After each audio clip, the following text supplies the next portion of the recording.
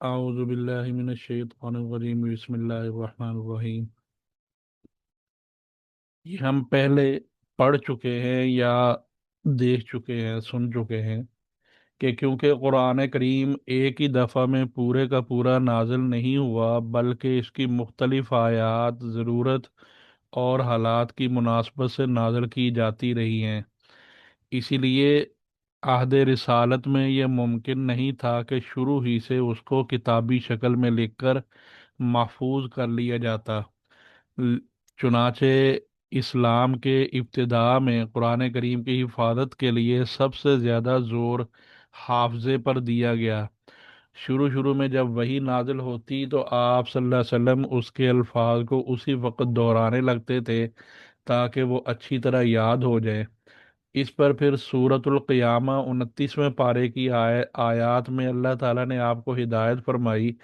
کہ قرآن کریم کو یاد رکھنے کے لیے آپ کو عین اس وقت جب وہی نازل ہو رہی ہو تو جلدی جلدی الفاظ دہرانے کی ضرورت نہیں ہے۔ اللہ تعالیٰ خود آپ میں ایسا حافظہ پیدا فرما دیں گے کہ ایک مرتبہ وہی کے نازل ہونے کے بعد آپ اسے بھول نہیں سکیں گے۔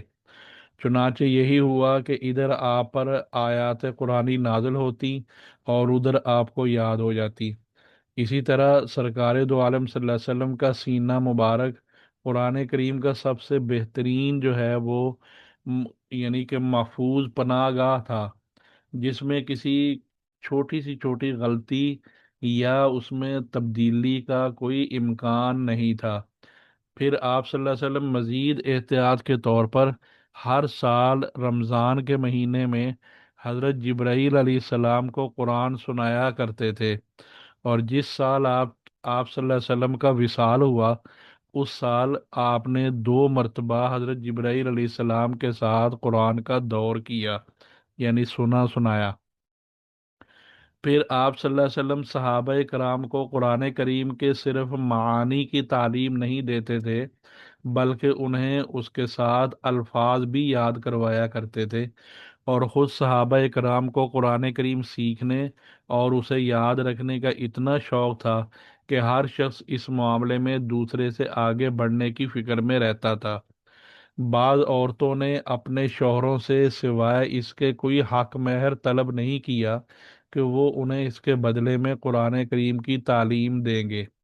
سینکڑوں صحابہ کرام نے اپنے آپ کو ہر قسم کے غم سے آزاد کر کے اپنی زندگی اسی کام کے لیے وقف کر دی تھی۔ وہ قرآن کریم کو نہ صرف یاد کرتے بلکہ راتوں کو نماز میں اسے دہراتے رہتے تھے۔ حضرت عبادہ بن صامت رضی اللہ تعالیٰ عنہ فرماتے ہیں کہ جب کوئی شخص ہجرت کر کے مکہ مکرمہ سے مدینہ طیبہ آتا تو آپ صلی اللہ علیہ وسلم اسے ہم انصار صحابیوں میں سے کسی کے حوالے فرما دیتے تاکہ وہ اسے قرآن سکھائے، اور مسجد نبوی میں قرآن سیکھنے سکھانے والوں کی آوازوں کا اتنا شور ہونے لگا کہ رسول اللہ صلی اللہ علیہ وسلم کو یہ تاکید فرمانا پڑی کہ اپنی آوازیں پست کرو تاکہ کوئی مغالطہ پیش نہ آئے۔ چنانچہ تھوڑی ہی مدت کے بعد صحابہ کرام کی ایک ایسی بڑی جماعت تیار ہو گئی جسے قرآن کریم ازبر حفظ یاد تھا۔ اس جماعت میں خلفائے راشدین کے علاوہ حضرت طلحہ، حضرت سعد، حضرت عبداللہ بن مسعود، حضرت حذیفہ بن یمان، حضرت سالم، حضرت ابو ہریرہ، حضرت عبداللہ بن عمر، حضرت عبداللہ بن عباس، حضرت عمر بن عاص، اور حضرت عبداللہ بن عمر۔ ایک ہے عمر، ایک ہے عمر۔ عمر جب ہوتا ہے تو آگے عمر کے ساتھ واو لکھتے ہیں۔ حضرت معاویہ، حضرت عبداللہ بن زبیر اور حضرت عبداللہ بن الصائب، حضرت عائشہ، حضرت حفصہ، حضرت ام سلمہ وغیرہ خاص طور پر قابل ذکر ہیں۔ تو غرض یہ کہ ابتدائے اسلام میں زیادہ زور قرآن پاک کے حفظ پر دیا گیا تھا، اور اس وقت کے حالات میں یہی طریقہ زیادہ محفوظ اور قابل اعتماد تھا، اس لیے کہ اس زمانے میں لکھنے پڑھنے والوں کی تعداد بہت کم تھی کتابوں کو شائع کرنے کے لیے پریس وغیرہ بھی کے ذرائع بھی موجود نہیں تھے، اس لیے اگر صرف لکھنے پر ہی اعتماد کیا جاتا تو نہ قرآن کریم کی وسیع پیمانے پر اشاعت ہو سکتی اور نہ ہی اس کی قابل اعتماد حفاظت ہو سکتی۔ اس کے بجائے اللہ تعالیٰ نے اہل عرب کو حافظے کی ایسی قوت عطا فرما دی تھی کہ ایک ایک شخص ہزاروں ہزاروں اشعار کا حافظ ہوتا تھا، اور معمولی جو دیہاتی ہیں ان کو بھی اپنے اور اپنے خاندان ہی کے نہیں، ان کے گھوڑوں تک کے نسب نامے یاد ہوتے تھے۔ اس لیے قرآن کریم کی حفاظت میں اسی حافظے والی قوت سے کام لیا گیا، اور اسی کے ذریعے قرآن کریم کی آیات اور صورتیں عرب کے کونے کونے میں پہنچ گئیں۔ اب ہم بات کرتے ہیں وحی کی کتابت کی، کہ یہ اس کے لکھنے کی تاریخ کیا ہے۔ قرآن کریم کو حفظ کرانے کے علاوہ حضور صلی اللہ علیہ وسلم نے قرآن کریم کو لکھوانے کا بھی خاص اہتمام فرمایا۔ حضرت زید بن ثابت رضی اللہ تعالیٰ عنہ فرماتے ہیں کہ میں آپ کے لیے وحی کی کتابت کیا کرتا تھا، یعنی لکھا کرتا تھا۔ جب آپ پر وحی نازل ہوتی تو آپ کو سخت گرمی لگتی تھی، اور آپ کے جسم مبارک سے پسینے کے قطرے موتیوں کی طرح ڈھلنے لگتے تھے۔ پھر جب آپ صلی اللہ علیہ وسلم سے یہ کیفیت ختم ہو جاتی تو میں کوئی ہڈی وغیرہ یا کوئی چیز لے کر، کوئی ٹکڑا لے کر خدمت میں حاضر ہوتا۔ آپ صلی اللہ علیہ وسلم لکھواتے رہتے اور میں لکھتا جاتا، یہاں تک کہ جب میں لکھ کر فارغ ہوتا تو قرآن کو نقل کرنے کے بوجھ سے مجھے یوں محسوس ہوتا جیسے میری ٹانگ ٹوٹنے والی ہے اور میں کبھی چل نہیں سکوں گا۔ بہرحال جب فارغ ہوتا تو آپ صلی اللہ علیہ وسلم فرماتے کہ پڑھو، پھر میں پڑھ کر سناتا۔ اگر اس میں کوئی معمولی سی کوئی کمی بیشی ہوتی تو آپ اس کی اصلاح فرما دیتے اور پھر اسے لوگوں کے سامنے لے آتے۔ حضرت زید بن ثابت کے علاوہ اور بھی بہت سے صحابہ کرام وحی کی کتابت کے فرائض انجام دیتے تھے، جن میں حضرات خلفائے راشدین کے علاوہ حضرت ابی بن کعب، حضرت زبیر بن عوام، حضرت معاویہ، حضرت مغیرہ بن شعبہ، حضرت خالد بن ولید، حضرت ثابت بن قیس، حضرت ابان بن سعید وغیرہ خاص طور پر قابل ذکر ہیں۔ حضرت عثمان رضی اللہ تعالیٰ عنہ فرماتے ہیں کہ حضور صلی اللہ علیہ وسلم کا معمول یہ تھا کہ جب قرآن کریم کا کوئی حصہ نازل ہوتا تو آپ کاتب وحی کو یہ ہدایت بھی فرما دیتے تھے کہ اسے فلاں صورت میں فلاں فلاں آیت کے بعد لکھا جائے۔ اس زمانے میں چونکہ عرب میں کاغذ کم کم ہی ملتا تھا، اس لیے یہ قرآنی آیات زیادہ تر پتھر کی سلوں، چمڑے کے پارچوں اور کھجوروں کی شاخوں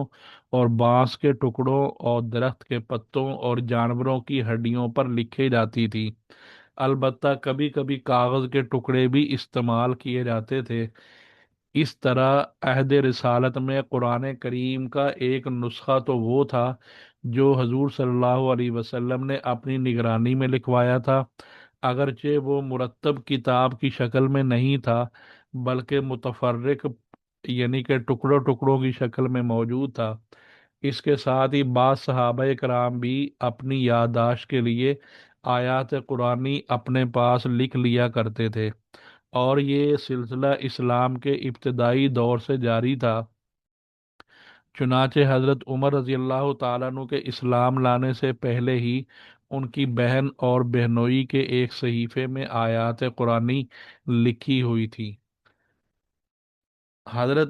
ل- حضور صلی اللہ علیہ وسلم کے زمانے میں قرآن کریم کے جتنے نسخے لکھے گئے تھے ان کی کیفیت یہ تھی کہ یا تو وہ مختلف چیزوں پر لکھے ہوئے تھے، کوئی آیت چمڑے پر، کوئی درخت کے پتے پر، کوئی ہڈی پر، یا وہ مکمل، یعنی وہ مکمل نسخے نہیں تھے۔ کسی صحابی کے پاس ایک سورت لکھی ہوئی ہوتی، کسی کے پاس 10، کسی کے پاس 5، اور کسی کے پاس صرف چند آیات، اور بعض صحابہ کرام کے پاس تو آیات کے ساتھ کوئی تفسیری نوٹس بھی لکھے ہوتے تھے، جملے وغیرہ۔ इसी बिना पर हजरत अबू बकर सिद्दीक रजी अल्लाह ताला अन्हु ने अपने दौरे खिलाफत में ये ज़रूरी समझा कि कुरान करीम के इन मुंतशिर हिस्सों को यकजा करके महफूज कर दिया जाए। उन्होंने ये कारनामा जिन मुहर्रिकात की वजह से और जिस तरह अंजाम दिया, इसकी तफसील हजरत जैद बिन साबित रजी अल्लाह ताला अन्हु ने यह बयान फरमाई है कि जंग यमामा के फौरन बाद हजरत हजरत अबू बकर सिद्दीक रजी अल्लाह ताला अन्हु ने एक रोज़ मुझे पैगाम भेजकर बुलवाया। मैं उनके पास पहुंचा तो वहां हजरत उमर रजी अल्लाह ताला अन्हु पहले से मौजूद थे। हजरत अबू बकर ने मुझसे फरमाया कि उमर ने अभी आकर मुझसे यह बात कही है कि जंग यमामा में कुरान करीम के हुफाज की एक बड़ी जमात शहीद हो गई है, और अगर मुख्तलिफ मकामात पर कुरान करीम के हाफिज इसी तरह शहीद होते रहे तो मुझे अंदेशा है कि कहीं कुरान करीम का एक बड़ा हिस्सा नापेद ना हो जाए। लिहाजा मेरी राय यह है कि आप अपने हुक्म से कुरान करीम को जमा करवाने का काम शुरू कर दें। मैंने हजरत उमर से कहा, जो काम हजूर सल्लल्लाहु अलैहि वसल्लम ने नहीं किया वो हम कैसे करें? लेकिन हजरत उमर ने जवाब दिया कि अल्लाह की कसम, ये काम बेहतर ही बेहतर है। इसके बाद हजरत उमर मुझसे बार बार यही कहते रहे, यहाँ तक कि मुझे भी इस पर शरा सदर हो गया, यानी मेरे ज़हन में भी बात आ गई कि ठीक कह रहे हैं, और अब मेरी राय भी वही है जो उमर की है। इसके बाद हजरत अबू बकर ने मुझसे फरमाया कि तुम नौजवान और समझदार आदमी हो, हमें तुम्हारे बारे में कोई बदगुमानी नहीं है। तुम रसूलुल्लाह सल्लल्लाहु अलैहि वसल्लम के सामने वही की किताबत का काम किया करते थे, लिहाजा तुम कुरान करीम की आयतों को तलाश करके उन्हें जमा करो। हजरत जैद बिन साबित फरमाते हैं कि अल्लाह की कसम, अगर ये हजरात मुझे कोई पहाड़ ढोने का हुक्म देते तो मुझ पर इसका इतना बोझ ना होता जितना कुरान के जमा करने के काम का हुआ है। म- मैंने उनसे कहा कि आप वो काम कैसे कर रहे हैं जो रसूलुल्लाह सल्लल्लाहु अलैहि वसल्लम ने नहीं किया? हजरत अबू बकर ने फरमाया कि अल्लाह की कसम, ये काम बेहतर ही बेहतर है। इसके बाद हजरत अबू बकर रजी अल्लाह ताला ने मुझसे बार बार यही कहते रहे, यहाँ तक कि अल्लाह ताला ने मेरा सीना भी इसके लिए खोल दिया कि जो हजरत अबू बकर और उमर की राय थी वही बेहतर है। चुनाचे मैंने कुरानी आयत को तलाश करना शुरू किया। खजूर की शाखों, पत्थर की तख्तियों और लोगों के सीनों से कुरान करीम को जमा किया।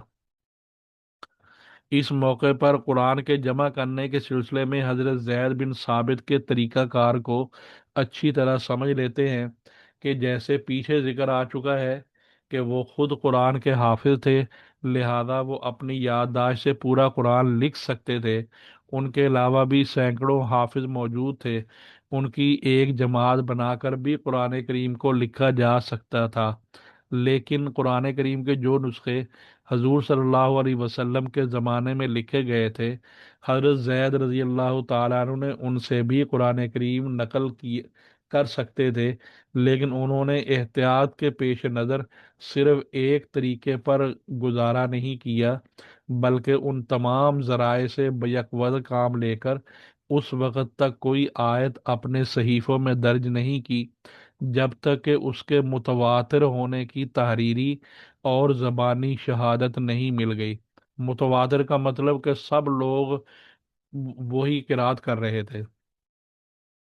इसके अलावा हजूर सल्लल्लाहु अलैहि वसल्लम ने कुरान करीम की जो आयत अपनी निगरानी में लिखवाई थी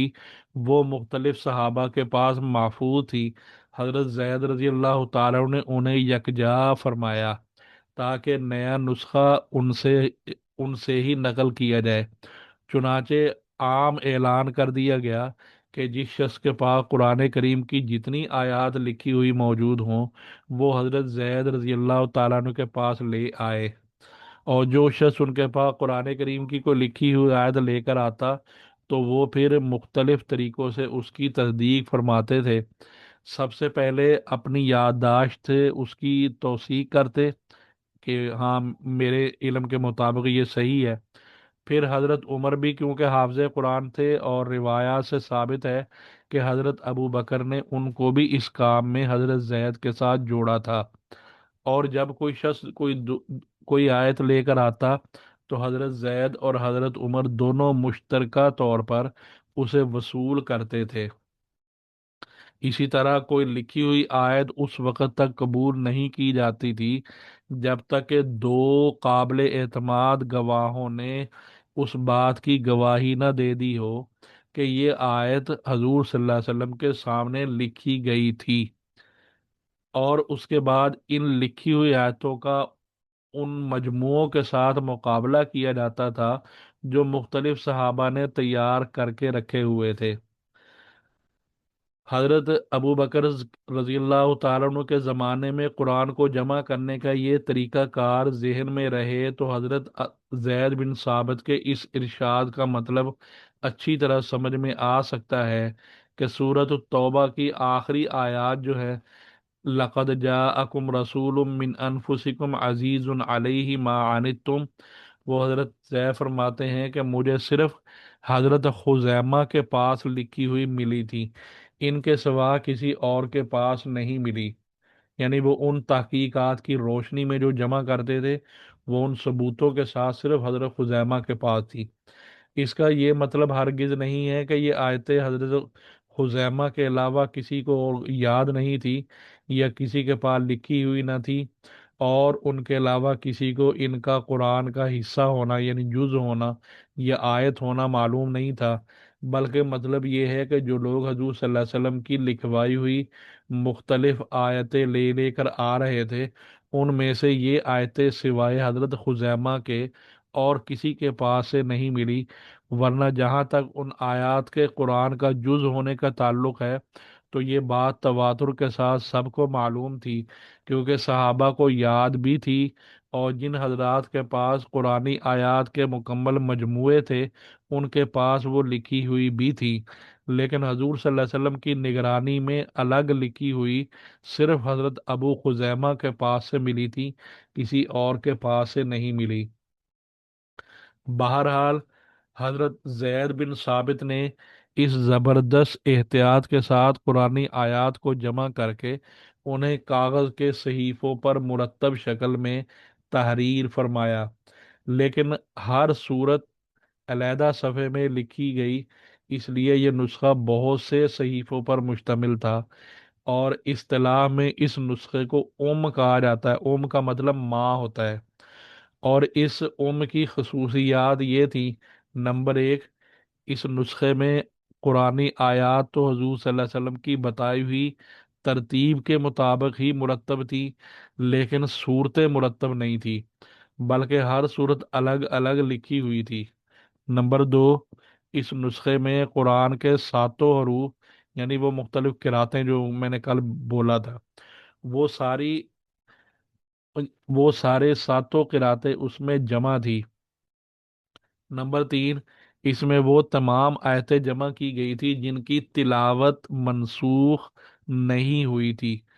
یعنی ایک کچھ آیتیں وہ تھی جو پہلے نازل ہوئی، بعد میں اللہ تعالیٰ نے اس کی تلاوت کو منسوخ کر دیا، وہ قرآن کا حصہ نہیں بنی، اور ان کے بعد احکامات موجود ہیں لیکن تلاوت منسوخ ہو گئی تھی۔ نمبر چار، اس نسخے کو لکھوانے کا مقصد یہ تھا کہ ایک مرتب نسخہ تمام امت کی اجماعی تصدیق کے ساتھ تیار ہو جائے تاکہ ضرورت پڑنے پر اس کی طرف رجوع کیا جا سکے۔ حضرت ابو بکر کے لکھوائے ہوئے یہ صحیفے آپ کی زندگی میں آپ کے پاس رہے، پھر حضرت عمر کے پاس رہے، حضرت عمر کی شہادت کے بعد ام المومنین حضرت حفصہ رضی اللہ تعالیٰ عنہا کے پاس منتقل کر دیے گئے۔ پھر حضرت حفصہ رضی اللہ تعالیٰ عنہ کی وفات کے بعد مروان بن حکم نے اس خیال سے اس کو نظر آتش کر دیا کہ اس وقت حضرت عثمان کے تیار کرائے ہوئے صحیفے تیار ہو چکے تھے، اور اس بات پر امت کا اتفاق ہو چکا تھا کہ رسم الخط اور صورتوں کی ترتیب کے لحاظ سے ان مصاحف کی پیروی لازم ہے۔ مروان بن حکم نے سوچا کہ اب کوئی ایسا نسخہ باقی نہیں رہنا چاہیے جو اس رسم الخط اور ترتیب کے خلاف ہو،